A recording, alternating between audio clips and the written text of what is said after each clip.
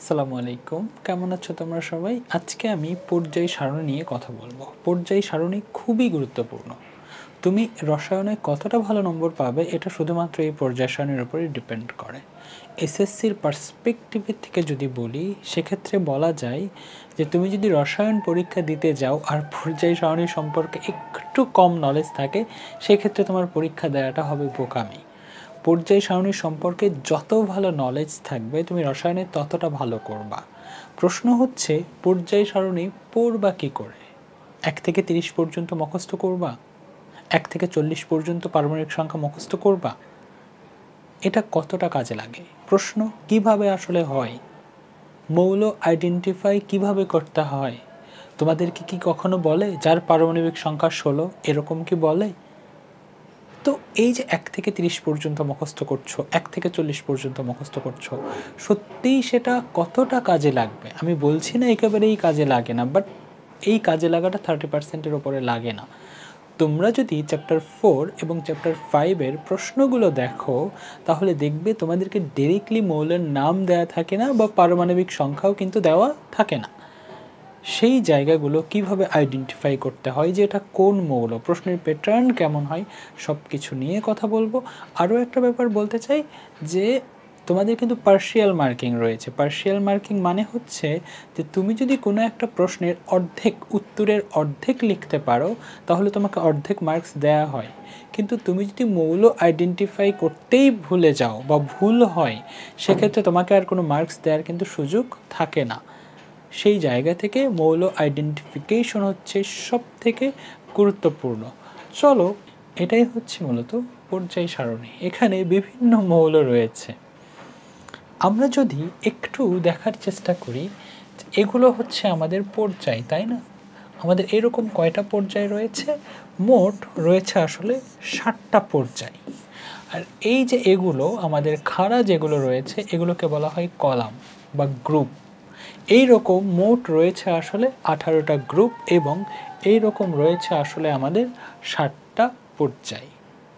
তোমাদেরকে ম্যাক্সিমাম সময় বলা হয় যে তোমার 1 থেকে 40 পর্যন্ত মৌলগুলো মুখস্থ করে ফেলাও। এটা ঠিক না, এভাবে প্রশ্ন হয় না। প্রশ্ন হয় কতভাবে আমরা একটু দেখি। প্রথমত প্রশ্ন হয় যে তোমাকে মৌল দেয়া থাকবে না, মৌলর পরিবর্তে লেখা থাকবে যে এক্স একটি মৌল যার পারমাণবিক সংখ্যা হচ্ছে হয়তো 15। এইভাবে থাকতে পারে প্রশ্ন যে এক্স ওয়াই জেড, এখানে হয়তো লিখলো 11, এখানে লিখলো হচ্ছে 12, আর এখানে লিখলো হয়তো 17। তার মানে এক্স এমন একটা মৌল যার পারমাণবিক সংখ্যা 11, ওয়াই এমন একটা মৌল যার পারমাণবিক সংখ্যা 12 এবং জেড এমন একটা মৌল যার পারমাণবিক সংখ্যা 17। তোমরা যদি 1 থেকে 30 পর্যন্ত বা 1 থেকে 40 পর্যন্ত মৌলগুলো মুখস্থ করো, সেক্ষেত্রে এইটাতে পার পাবা। কিন্তু একটাবার ভাবো, যদি একবারও ভুল হয়ে যায়, মাঝখানে একটা মিস হয়ে যায়, তাহলেই কিন্তু এলোমেলো হয়ে যাবে, তাই না? এইভাবে যদি প্রশ্ন হয়, তোমরা ওইভাবে 1 থেকে 40 পর্যন্ত পার পাবা। প্রশ্ন এইভাবে খুব কম হয়। প্রশ্ন হয় আসলে কিভাবে, আমি উপরে একটু একটা চিত্রের মতো দিয়েছি। প্রশ্ন হয় মূলত এইভাবে যে তোমাকে এখানে একটা মৌল হয়তো দেয়া থাকলো যে এইটা সাপোজ সালফার, এটা কি সালফার, বা এইভাবেও না লিখে তারা হয়তো এই একটা মৌল যার পারমাণবিক সংখ্যা দিল 16, কি দিল 16। তারা আইডেন্টিফাই করতে বলবে যে সাপোজ বি মৌল, এখানে বলবে সি মৌল, এখানে বলবে সাপোজ ডি মৌল। এইবার হয়তো তোমাকে বলল বি সি ডি মৌলের ইলেকট্রন বিন্যাস করো, অথবা হয়তো বলবে বি সি ডি মৌলের অ্যাটমিক রেডিয়াস কার কম কার বেশি, হয়তো বলবে বি সি ডি মৌলের তড়িৎ ঋণাত্মকতা কেমন, বি সি ডি মৌলের ইলেকট্রন আসক্তি কেমন। সেক্ষেত্রে একটাবার ভাবো তো, যে তুমি যদি এইভাবে লাইন বাই লাইন 1 থেকে 30 পর্যন্ত মুখস্থ করো, আর মাঝখানে একটা মৌল যদি ভুল হয়ে যায়, সেক্ষেত্রে ডি মৌল চেঞ্জ হয়ে যাবে, এ মৌল চেঞ্জ হয়ে যাবে, সি মৌল চেঞ্জ হয়ে যাবে, সব কিছু চেঞ্জ হয়ে যাবে না? তাহলে মৌল কি আসল, যেটা তোমাকে যে মৌল থেকে প্রশ্ন করা হচ্ছে সেই মৌলের কি উত্তর আর করবা তুমি? না, ভুল হয়ে যাবে। আবার এভাবেও প্রশ্ন হয় যে তারা হয়তো বলল পি একটা মৌল, কি বলছে, পি একটা মৌল যার পারমাণবিক সংখ্যা 11, তারা এখানে দিয়ে দিল কিউ, এখানে দিয়ে দিল আর, এখানে দিয়ে দিল এস, এখানে দিয়ে দিল টি, কিউ আর এস টি। তোমাকে এই মৌলগুলো আইডেন্টিফাই করতে বলল এবং হয়তো বলল P Q R S T এর মধ্যে কার পারমাণবিক ব্যাসার্ধ বড়। তাহলে একটাবার চিন্তা করো তো বাবা, যে তুমি যদি এগুলোকে খুঁজে পাও এবং 1 থেকে 30 পর্যন্ত বা 1 থেকে 40 পর্যন্ত করো, তাহলে এখান থেকে তোমাকে শুরু করতে হবে। দেখো এটা P11 মানে কি, এটা সোডিয়াম, রাইট? তাতে কোনো সন্দেহ নাই, কারণ 11 কার সোডিয়ামের পারমাণবিক সংখ্যা, হ্যাঁ ইটস ওকে।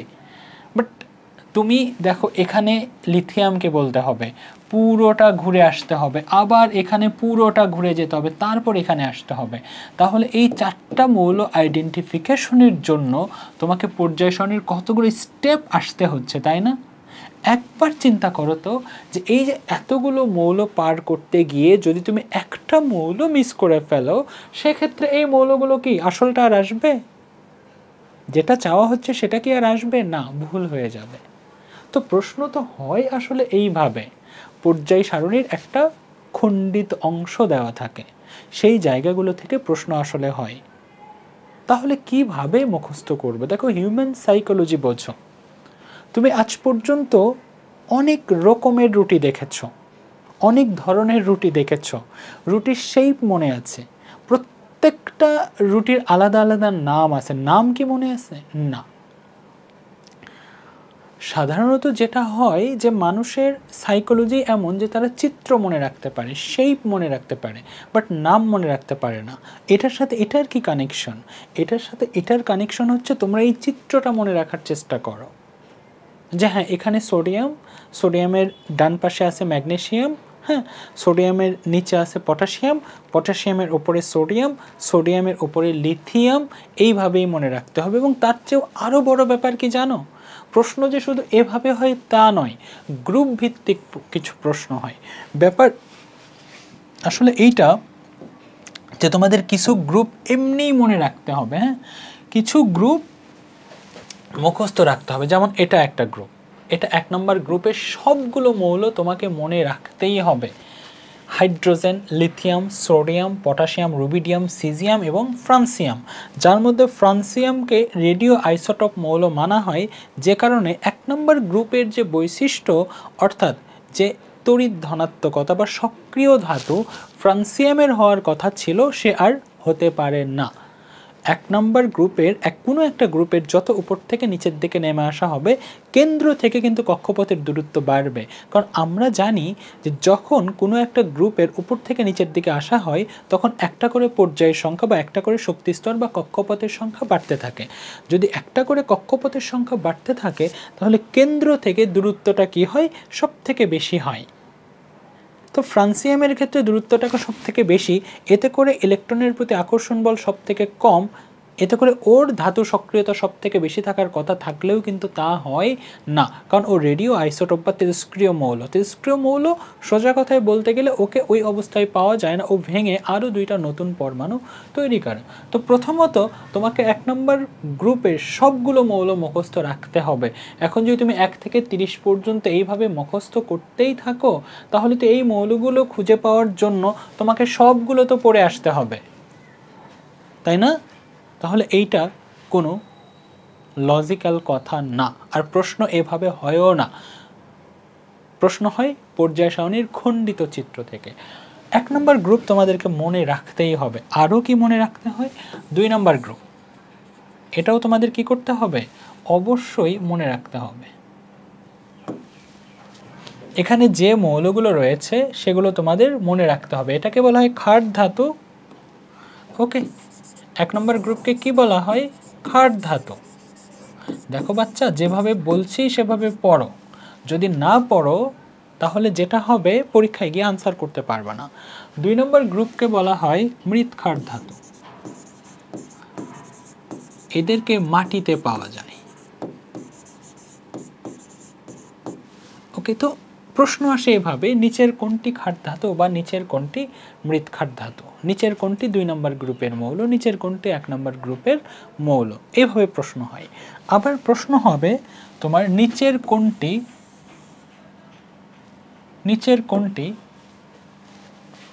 নিষ্ক্রিয় গ্যাস, এখান থেকেও প্রশ্ন হয়। কি বলবে? নিচের কোনটি নিষ্ক্রিয় গ্যাস। তো ওই পুরো গ্রুপটা তোমাকে মনে রাখতে হবে। হ্যাঁ, helium, neon, argon, krypton, xenon, radon, organism, এগুলো তোমাকে মনে রাখতেই হবে। তুমি যদি 1 থেকে 30 পর্যন্ত পড়ে আসো তাহলে কিন্তু হবে না। দ্বিতীয়ত আরও একটা ব্যাপার, সেটা হচ্ছে আমাদের যে 17 নম্বর গ্রুপ রয়েছে, 17 নম্বর গ্রুপটাও আমাদেরকে আসলে অন্তত অ্যাস্টেটিন পর্যন্ত মনে রাখতে হয়। পর্যায় সারণী যেভাবে তোমরা পড়বা, এটার একটা চিত্র তোমরা মনে রাখবা। হ্যাঁ, কি বললাম বাচ্চা? এটার একটা চিত্র তোমাদেরকে মনে রাখতে হবে। একটু মোটা করে দিই, আমি হয়তো পিডিএফটা দিয়ে দেবো তোমাদেরকে। হ্যাঁ, পিডিএফটা দিয়ে দেবো। যেটা বলছি পড়তে খুবই ভালো করে পড়বা। আমার কথাকে হালকাভাবে একেবারেই নিও না, তাহলে কিন্তু পরীক্ষায় গিয়ে খারাপ হবে, পরে কিন্তু বাবা মার বকা খাবা। হ্যাঁ, আমি যে মৌলগুলোকে আলাদা করে দেব তোমাদেরকে, সেই মৌলগুলো খুব সুন্দর করে মুখস্থ করবা।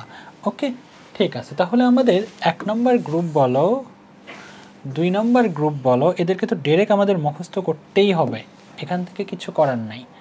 এরপর আসো আমাদের এই যে boron, carbon, nitrogen, oxygen, aluminium, silicon, phosphorus, sulphur, chlorine, যা কিছু আছে, অর্থাৎ আমাদের 2 নম্বর পর্যায়ে সবগুলো মুখস্থ করতে হবে, 3 নম্বর পর্যায়ে সবগুলো মুখস্থ করতে হবে।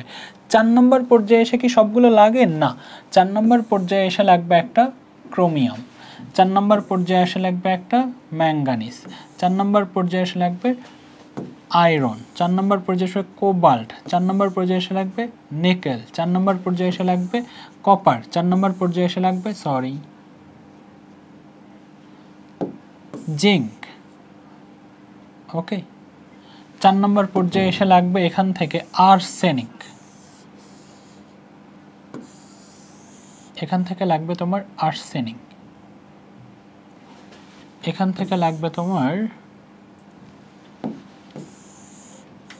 ওটা তো লাগবেই। হ্যাঁ, যেগুলো জাস্ট দিচ্ছি ওগুলোই পড়বা। হ্যাঁ, 1 থেকে 30, 1 থেকে 40 ব্যাপারটা এরকম না, বেছে বেছে পড়তে হয়। হ্যাঁ, তোমরা বুঝবা, পরীক্ষা দিতে গেলেই বুঝবা যে আমার কথা কতটা সত্য। এখান থেকে লাগে হচ্ছে প্লাটিনাম, লাগে এগুলো তোমরা বিশ্বাস করো আর নাই করো, পরীক্ষা দিতে গেলে টের পাবা। তারপর এখান থেকে লাগে হচ্ছে আমাদের গোল্ড। হ্যাঁ, এখান থেকে লাগে হচ্ছে আমাদের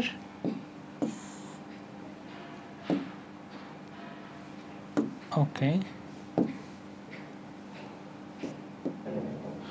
এখান থেকে লাগে হচ্ছে আমাদের এই যে দেখো সিলভার। ওকে, তারপর লাগবে হচ্ছে আমাদের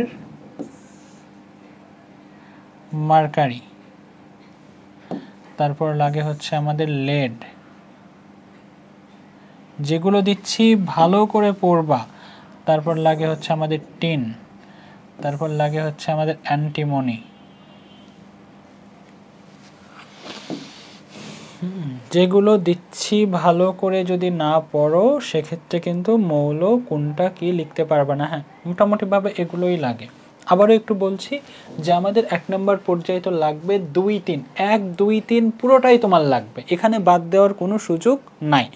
1, 2, 3 নম্বর পর্যায়ে পুরোটাই লাগবে, প্রত্যেকটা মৌল তোমাকে জানতে হবে, মুখস্থ করতে হবে, ব্যাপারটা এমন না। এবং 1, 2, 3-এর ক্ষেত্রে তোমার পারমাণবিক সংখ্যা এবং পারমাণবিক ভর দুটাই মুখস্থ করতে হবে, কিচ্ছু করার নাই। ওকে, কিচ্ছু করার নাই, এটা করতে হবে। লাইন বাই লাইন করার চেয়ে তোমার কাজ হচ্ছে ওকে ভিজুয়ালাইজ করা যে কে কোন পজিশনে আসলে রয়েছে। হ্যাঁ, তাছাড়া তুমি আসলে বিক্রিয়া বুঝবা না, বিক্রিয়া করতে পারবা না। তুমি যদি না জানো যে ম্যাগনেসিয়াম কই আছে, তাহলে তুমি বুঝবাই না ম্যাগনেসিয়াম কিভাবে বিক্রিয়া করে। ওকে, আমি বলছি একটু পরে, এটা একটু শেষ করে নিচ্ছি। তো 1, 2, 3 নম্বর পর্যায়ের মৌলগুলো সম্পূর্ণ মুখস্থ করতে হবে। 4 নম্বর পর্যায়ে পটাশিয়াম, ক্যালসিয়াম। ওকে, তারপরে স্ক্যান্ডিয়াম, এটা লাগবে। ওকে, তারপর হচ্ছে ক্রোমিয়াম লাগবে, manganese, iron, cobalt, nickel, copper, zinc.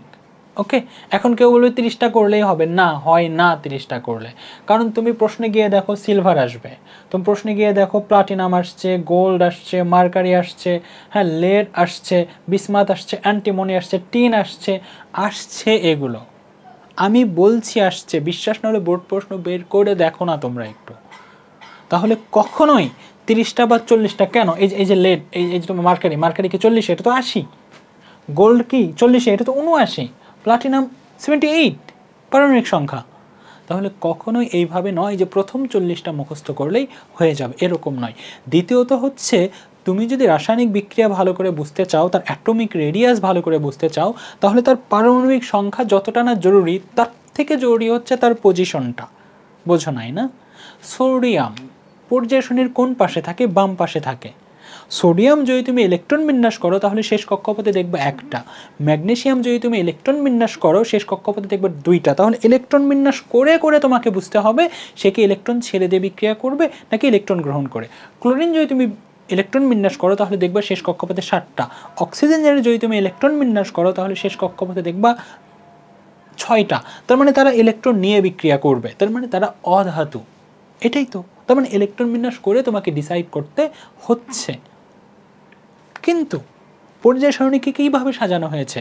পর্যায় সারণীকে সাজানো হয়েছে এইভাবে যে বাম পাশে যারা আছে তারা সবাই ইলেকট্রন ছেড়ে দিয়ে বিক্রিয়া করে, ডান পাশে যারা আছে 18 নম্বর গ্রুপ ছাড়া তারা ইলেকট্রন গ্রহণ করে বিক্রিয়া করে, আর মাঝখানে যারা আছে তারা মোটামুটিভাবে ইলেকট্রন শেয়ার করে, গ্রহণ করে, যেটাই হোক দুই ধরনের ক্যারেক্টারিস্টিক্স পাওয়া যায়। তাহলে তুমি যদি এইটা মনে রাখতে পারো, এই চিত্রটা মাথায় থাকে যে সোডিয়াম কোথায়, তাহলে তোমার ইলেকট্রন বিন্যাস করার প্রয়োজন নাই। যে সোডিয়াম তো পর্যায় সারণীর বাম পাশে 3 নম্বর পর্যায়ের 1 নম্বর গ্রুপে সোডিয়াম, তাহলে 1 নম্বর গ্রুপ যেহেতু শেষ কক্ষপথে কয়টা থাকবে? একটা থাকবে। 1 নম্বর গ্রুপের শেষ কক্ষপথে একটা থাকে ইলেকট্রন, 2 নম্বর গ্রুপের শেষ কক্ষপথে 2টা থাকে ইলেকট্রন। তাহলে তোমাকে মনে রাখতে হবে 2 নম্বর গ্রুপে কে কে আছে, তাহলে তার শেষ কক্ষপথে কয়টা ইলেকট্রন আছে এটা তুমি এমনিই বলে দিতে পারবা। 1 নম্বর গ্রুপে কে কে আছে এটা তোমাকে মনে রাখতে হবে, এই চিত্রটা তোমার মাথায় থাকতে হবে, বারবার পর্যায় সারণীর দিকে তাকাতে হবে। 1 2 3 4 5 6 7 এভাবে মুখস্থ করে না, পর্যায় সারণীর সাথে পর্যায় সারণীর দিকে বারবার তাকাতে হবে, তার একটা চিত্র তোমার ব্রেনে থাকতে হবে, ওই একটা দৃশ্য থাকতে হবে। একটা মানুষ দেখতে কেমন হয়? 2টা হাত, 2টা পা, উপরে মাথা, তার উপরে চুল, আমার নাই। তো একটা মানুষের চিত্র যদি মনে থাকে, এই পুরো জিনিসটাকে একটা ফিগারের সাথে তোমার কনসিডার করতে হবে যে এটা একটা ফিগার। এই ফিগারটা তোমাকে মনে রাখতে হবে যে হ্যাঁ সোডিয়াম ওখানে, সোডিয়ামের উপরে লিথিয়াম, লিথিয়ামের নিচে সোডিয়াম, তারপরে লিথিয়ামের ডান পাশে বেরিলিয়াম, বেরিলিয়ামের আবার ডান পাশে বোরন, বোরনের পরে আছে কার্বন, কার্বনের পরে কে আছে? নাইট্রোজেন, নাইট্রোজেনের পরে কে আছে? নাইট্রোজেন 7, তাহলে 8 অক্সিজেন, অক্সিজেনের নিচে কে আছে? সালফার, সালফারের ডান পাশে কে আছে? ক্লোরিন, সালফারের বাম পাশে কে আছে? ফসফরাস, ফসফরাসের আগে কে আছে? সিলিকন। এইভাবে যদি কখনো তুমি মনে রাখতে পারো, তাহলে এইভাবে যদি কখনো কোনো একটা খণ্ডিত চিত্র দেয় তোমার কি কোনো প্রবলেম হবে না। এবং এই যে এইভাবে বললাম, যদি তুমি এইভাবে মনে রাখতে পারো তুমি নিশ্চিন্তে থাকো পরীক্ষায় ভালো করবা। আর যদি তুমি 1 থেকে 30 বা 1 থেকে 40 পর্যন্ত মুখস্থ করো, সেক্ষেত্রে একটু ভুল হয়ে গেলে পুরো মৌল আইডেন্টিফিকেশন ভুল হয়ে যাবে। দেখো 100 জন মানুষ একটা কথা বললেই সেটা সত্যি হয়ে যাবে ব্যাপারটা এমন না, কথাটা সত্যি লজিক্যাল কিনা এটা দেখতে হবে। প্রশ্নগুলো দেখো, বোর্ড প্রশ্নগুলো, পর্যায় সারণী যখন ডিজাইন করা হয়েছে সেটাই দেখো না। তোমাকে যদি 1 2 3 4 5 6 করেই মুখস্থ করতে হবে, তোমাকে যদি ইলেকট্রন বিন্যাস করেই মনে রাখতে হবে, তোমাকে যদি ইলেকট্রন বিন্যাস করেই বলতে হতো যে ধাতু নাকি অধাতু, তাহলে কেন 1 নম্বর গ্রুপ, কেন 2 নম্বর গ্রুপ, কেন 1 নম্বর গ্রুপ একটা ইলেকট্রন ছাড়বে, কেন 2 নম্বর গ্রুপ 2টা ইলেকট্রন ছাড়বে, কেন 13 নম্বর গ্রুপ 3টা ইলেকট্রন ছাড়বে, কেন 17 নম্বর গ্রুপ একটা ইলেকট্রন নেবে, কেন 16 নম্বর গ্রুপ 2টা ইলেকট্রন নেবে? এইভাবে করার কি দরকার ছিল? তোমার যদি টেন্ডেন্সি এমন হয় যে তুমি প্রত্যেকটা মৌলের পারমাণবিক সংখ্যা মুখস্থ করবা, করার পরে তুমি তার ইলেকট্রন বিন্যাস করবা, তারপর বলবা সে ইলেকট্রন ছাড়বে নাকি গ্রহণ করবে, দ্যাট মিনস সে ধাতু নাকি অধাতু।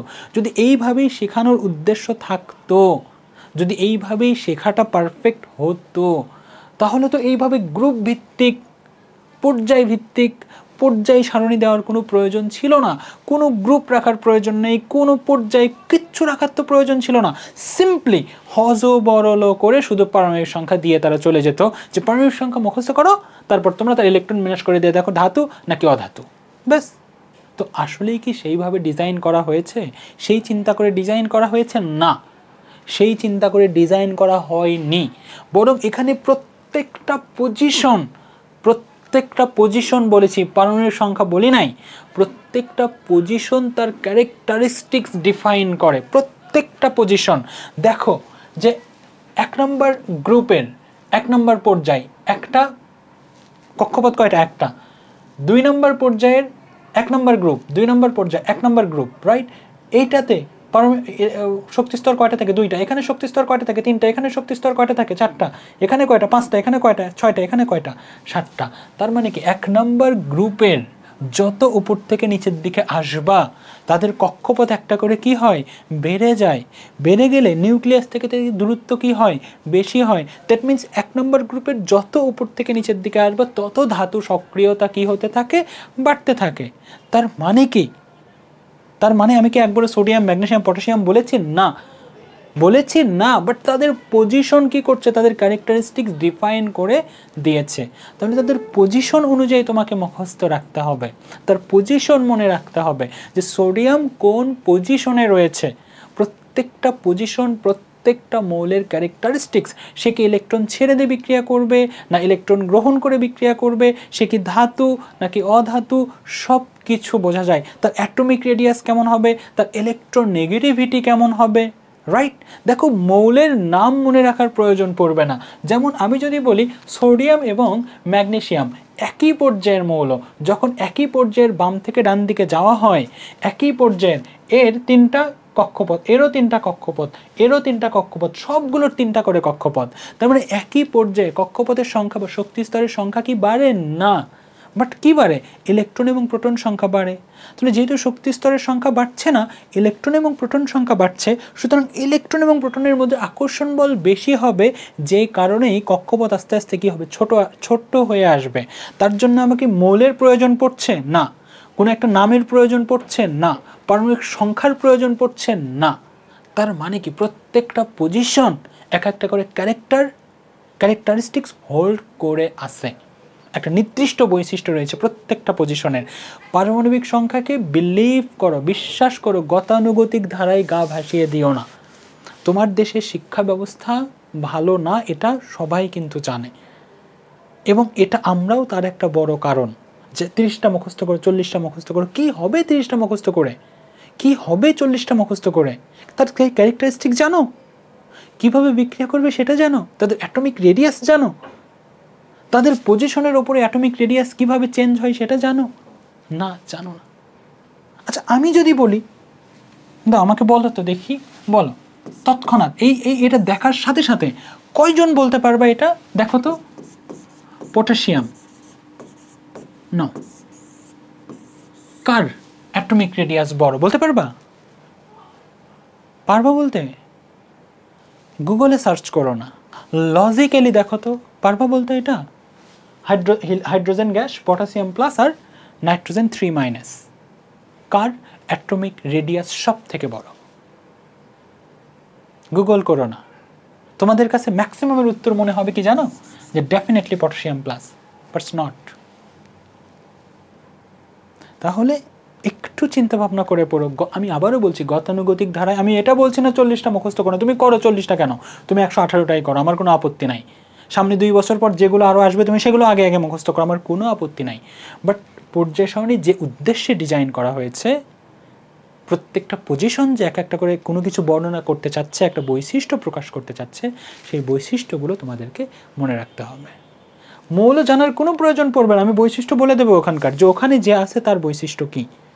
এইভাবে যদি পড়াশোনা করতে পারো তাহলে কেমিস্ট্রি কঠিন লাগবে না, বিশ্বাস করো। তোমাদের এই যে বিক্রিয়ায় সমস্যা হয় না, কে ইলেকট্রন ছাড়বে, কে গ্রহণ করবে, এইটা এই কারণেই হয়। তোমরা তাদের পজিশন, প্রত্যেকটা পজিশনের একটা বৈশিষ্ট্য রয়েছে, বাস্তবিকভাবেও তাই। আমরা পজিশনের নামকরণ করি না, চেয়ারম্যান, ডিজিএম, জিএম, প্রত্যেকটা পজিশনের কিছু বৈশিষ্ট্য আছে না, আসলেই তাই। এখানেও ঠিক তাই করা হয়েছে। তুমি যদি পজিশন না চেনো, যে নাইট্রোজেন কোথায় আছে, যদি এটা না জানো, তাহলে শুধুমাত্র তার পারমাণবিক সংখ্যা দিয়ে তুমি কেমিস্ট্রিতে ভালো করতে পারবা না। It's a big no. Okay, big no বলে দিচ্ছি তোমাদেরকে আমি, সত্যিই করবা না। তোমাকে কোথাও না কোথাও গিয়ে থমকে যেতেই হবে। আমার সাথে যারা কেমিস্ট্রি পড়ান অবশ্যই তারা একমত হবেন যে আমি ঠিক বলছি। কেমিস্ট্রি আসলে 1 থেকে 40 পর্যন্ত বা 1 থেকে 45 পর্যন্ত মুখস্থ করে খুব বেশি লাভ হবে না, যতক্ষণ না তাদের পজিশন, কোন পজিশন কিভাবে বিক্রিয়া করছে, কোন পজিশনে কয়টা ইলেকট্রন কয়টা প্রোটন থাকে, কোন পজিশন কি হচ্ছে। যেমন আমি যদি বলি সালফার বা আমি যদি বলি ক্লোরিন, ওর শেষ কক্ষপথে কয়টা ইলেকট্রন রয়েছে? ওর শেষ কক্ষপথে 7টা ইলেকট্রন। শুধু ওর কেন, 17 নম্বর গ্রুপে যারা যারা আছে সবারই শেষ কক্ষপথে কয়টা ইলেকট্রন রয়েছে? 7টা ইলেকট্রন রয়েছে। আবার এর কক্ষপথ কয়টা? 2টা, এর কয়টা? 3টা, এর কয়টা? 4টা, এর কয়টা? 5টা। তো কে সব থেকে বেশি ইলেকট্রনকে বেশি আকর্ষণ করবে? তড়িৎ ঋণাত্মকতা কার বেশি হবে? যে ছোট, কারণ কেন্দ্র থেকে দূরত্বটা কি হবে? সব থেকে কম হবে। তাহলে এর যেহেতু 2টা কক্ষপথ বুঝছি কিভাবে? আমি ইলেকট্রন বিন্যাস করেছি না, ও 2 নম্বর পর্যায়ের মৌল, তাই 2 নম্বর পর্যায়ের সকল মৌলের কক্ষপথ 2টা, 3 নম্বর পর্যায়ের সকল মৌলের কক্ষপথ 3টা। তাহলে এই যে পর্যায় সারণীর ক্যারেক্টারিস্টিক্স, এই যে পজিশনের একটা করে বৈশিষ্ট্য রয়েছে, সেই বৈশিষ্ট্যগুলো যখন তোমরা মনে রাখবা তখনই একমাত্র তোমরা পর্যায় সারণীতে, শুধু পর্যায় সারণীর ফুল কেমিস্ট্রিতে ভালো হবা। এবং তার সাথে সাথে যেই মৌলগুলোকে আমি লিখে দিয়েছি, যেই মৌলকে আমি ব্লক করে করে দিয়েছি, তোমাদেরকে এই মৌলগুলো মুখস্থ রাখতে হবে। এই নিচেরগুলো যেগুলো আছে এগুলোর ভর মুখস্থ না করলেও চলে, কিন্তু 1 থেকে 3 নম্বর 2 নম্বর পর্যায়ে, অ্যাটলিস্ট 2 নম্বর পর্যায় পর্যন্ত, আর এই যে এই জায়গাগুলোতে যেগুলো ব্লক করে করে দেওয়া হয়েছে তাদের পারমাণবিক সংখ্যা এবং পারমাণবিক ভর উভয়টাই মুখস্থ রাখতে হবে। এইভাবে পড়ো, আমি যেভাবে বলছি তোমাকে দেখতে হবে যে আচ্ছা ক্লোরিন 17, এমনিই মনে থাকবে ক্লোরিন 17। এতবার ক্লোরিন তোমরা লিখবা যে ক্লোরিন 17 মনে থাকবে। তোমাকে 1 থেকে 17 পর্যন্ত যাওয়ার দরকার নাই। তোমাকে বললো তো 17 নম্বরকে তুমি হাইড্রোজেন, একদম যাচ্ছ হাইড্রোজেন, যাওয়ার দরকার নেই তো তোমার। হাইড্রোজেন, হিলিয়াম, লিথিয়াম, বেরিলিয়াম দরকার নেই, আমি নিজেও পারি না এটা। তোমাকে বললো 17 নম্বর, 17কে ক্লোরিন, তাহলে ক্লোরিনের আগে কে থাকবে? ক্লোরিনের আগে 16কে সালফার, সালফারের উপরে কে থাকবে? অক্সিজেন। এইভাবে অক্সিজেনের বাম পাশে কে? অক্সিজেনের বাম পাশে নাইট্রোজেন, অক্সিজেনের ডান পাশে কে? ফ্লোরিন। এইভাবে তোমাকে মনে রাখতে হবে, এই চিত্রটা মনে রাখতে হবে তোমাকে। পর্যায় পারমাণবিক সংখ্যা তো মুখস্থ রাখতেই হবে, তার সাথে সাথে এ কে কোথায় আছে এটাও মনে রাখতে হবে, তাহলে কখনোই আর ভুলটা আসলে হবে না। ওকে, যেমন অ্যালুমিনিয়াম 13, সামনে গেছে 12কে ম্যাগনেশিয়াম, ম্যাগনেশিয়ামের বাম 11কে সোডিয়াম, 11 মনেই থাকবে যেটা সোডিয়াম, সোডিয়ামের নিচে কে আছে? পটাশিয়াম, পটাশিয়ামের ডানে কে আছে? ক্যালসিয়াম। তো এইভাবে তোমাদেরকে আসলে মনে রাখতে হবে। এটাকেই হচ্ছে ভিজুয়ালাইজ করা, এটাকে হলো চিত্র ধারণ করা। পুরো পর্যায় সারণীকে একটা ছবির মতো যদি তোমরা করতে পারো তখনই তোমরা ভালো করবে। এটাই টেকনিক মুখস্থ করার। তোমরা এই যে কবিতা, গদ্য, ছদ্য, কি সব আছে, অনেকের কাজ করছে, বাট আমার কাছে মনে হয় না এটা এটা এটা লং লাস্টিং হবে বা এটা তোমাদেরকে কিছু প্রকাশ করবে আলটিমেটলি। হ্যাঁ, কিছু মৌল আছে, কিছু বৈশিষ্ট্য ধারণ করে, তাদের ক্ষেত্রে ছন্দ কবিতা কাজ করবে। বাট তুমি ওভারঅল একটা কেমিস্ট্রি জানতে চাচ্ছ, তাদের বৈশিষ্ট্য জানতে চাচ্ছ, তাদের এই কবিতা দিয়ে এটা মুখস্থ করার কোনো প্রয়োজন নেই আলটিমেটলি। তাহলে কেমিস্ট্রি যেটা বোঝাতে চাই, পর্যায় সারণী যে উদ্দেশ্যে, যেই কারণে তোমাদের সামনে উপস্থাপন করা হয়েছে, সেইটা মিস হয়ে যাবে। ঠিক আছে, আমি যেভাবে পড়েছি সেইভাবে একটু চেষ্টা করো, সৃষ্টিকর্তা তোমাদের সহায় হবেন, তোমাদের ভবিষ্যৎ সফলতার দিকে যাবে। ভালো থেকো তোমরা সবাই, আল্লাহ হাফেজ।